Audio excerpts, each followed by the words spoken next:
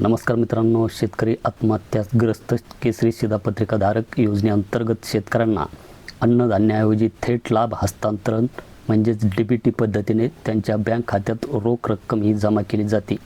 जानेवारी 2023 पासून प्रति लाभार्थी प्रतिमाह 150 रुपये देण्याची योजना सुरू करण्यात आली होती। मात्र पुरवठा विभागाच्या 20 जून 2024 रोजीच्या परिपत्रकानुसार या रकमेत वाढ करून ती प्रतिमाह 170 रुपये करण्यात आली आहे।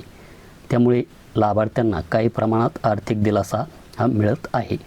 तर जे काही केसरी शिधापत्रिकाधारक शेतकरी असतील तर यांना 150 रुपयाऐवजी 170 रुपये प्रति लाभार्थी या रकमेने पैसे हे 3 महिन्याचे म्हणा किंवा 6 महिन्याचे म्हणा हे त्यांच्या बँक खात्यामध्ये जमा होत असतात। आणि हे जे काही पैसे आहे हे पैसे लाभार्थी महिलांच्या बँक अकाउंटमध्ये जमा होतात।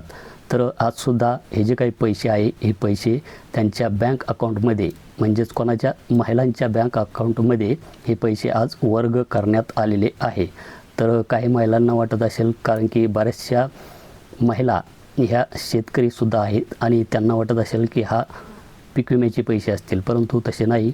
हे जे काही आहे हे तुम्हाला धान्याऐवजी पैसे मिळत असतात, त्याचे पैसे आलेले आहेत।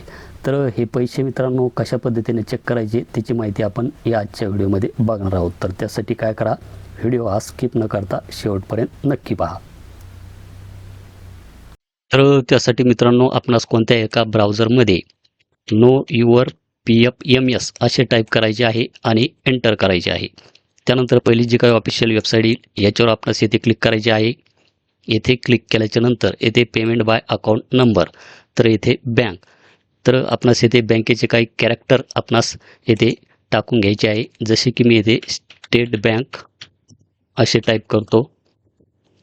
स्टेट बँक असे टाईप केल्याच्या नंतर आपण पाहू शकतात की इथे स्टेट बँक ऑफ इंडिया, त्यानंतर state bank of India, SBBJ, तर अशा प्रकारच्या बँकेचे नावे आपणास यामध्ये पाहायला मिळतील। आपली जी काही बँक असेल ती बँक आपण यामध्ये सिलेक्ट करून घ्या। ही सिलेक्ट केल्याच्या नंतर येथे आपणास आपला अकाउंट नंबर टाकायचा आहे। तोच अकाउंट नंबर आपणास खाली टाकायचा आहे।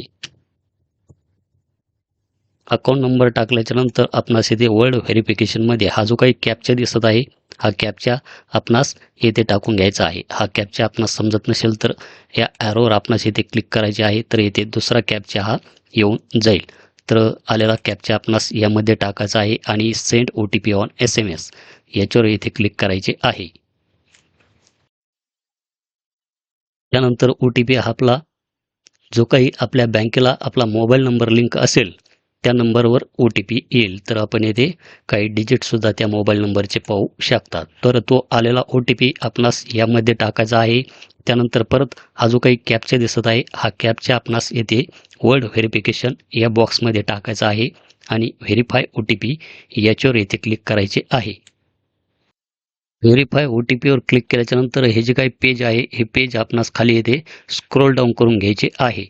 त्यानंतर खाली आपण येथे माहिती पाहू शकतात की scheme name DBT scheme for 14 district APL card holder farmer, त्यानंतर agency name DBT scheme for 14 district APL card holder farmer Beed, तर बीड जिल्ह्यातील शेतकरी आहे।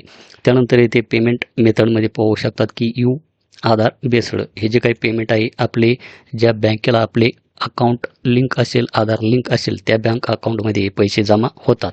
अमाऊंट पाहू शकतात येथे 15,300 रुपये आणि स्टेटसमध्ये येथे पेंडिंग दाखवत आहे। परंतु हे जे काही पैसे आहे हे पैसे या शेतकऱ्यांच्या बँक अकाउंटमध्ये सुद्धा जमा झालेले आहे। जरी स्टेटसमध्ये येथे पेंडिंग दाखवत असेल तर आपण या स्क्रीनमध्ये पाहू शकतात की हे जे काही पैसे आहे हे 15,300 रुपये आज या शेतकऱ्याच्या बँक अकाउंटमध्ये सुद्धा जमा झालेले आहेत। तर क्रेडिट डेट आपण इथे पाहू शकतात की इथे 110001, तर ही चुकीची डेट इथे दाखवत आहे।